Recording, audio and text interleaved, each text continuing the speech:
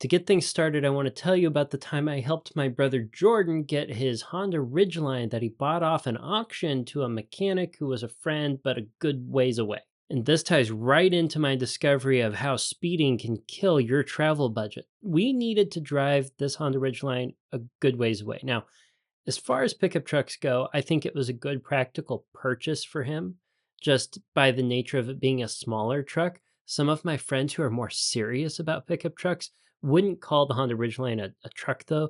They call it an SUV with a birth defect, but that's completely beside the point. My brother was happy with his purchase. But the brakes needed a lot of work, among some other things. It was an auction purchase, and just like many, it needed some serious attention from a qualified mechanic. Now, I wasn't going to drive this thing an hour or two to get to a mechanic for my brother just because he had a good relationship with this mechanic.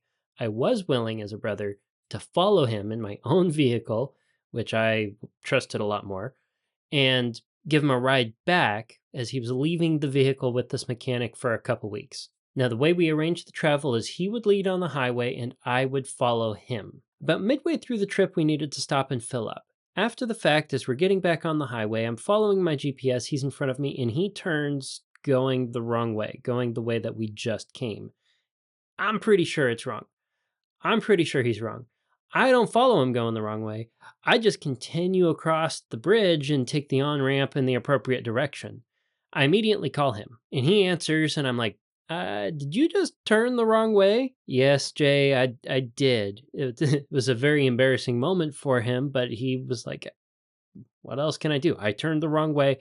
I'm going to drive until I find a way to turn around. And you may know, if you've ever been in a similar situation, this can seriously cost a lot of time for him. And I wasn't willing to stop and wait for him to catch up. I was going to keep on rolling, but it gave me an interesting opportunity because I wanted him to be able to catch up to me without speeding. So I went 5 to 10 miles per hour slower than the speed limit down the Kansas stretch of I-70, which has a speed limit of 75 miles an hour. So I was doing 65 to 70 as he was trying to catch up. What I noticed, however, was that my instantaneous miles per gallon looked like it had significantly improved and my average fuel economy was ticking up. Turns out driving below the speed limit here was an improvement on how much the trip was costing me. And I wasn't really sacrificing any time because I had to have my brother catch up to me anyway. And this got me thinking on this longer road trip where I had nothing but myself and my quiet thoughts.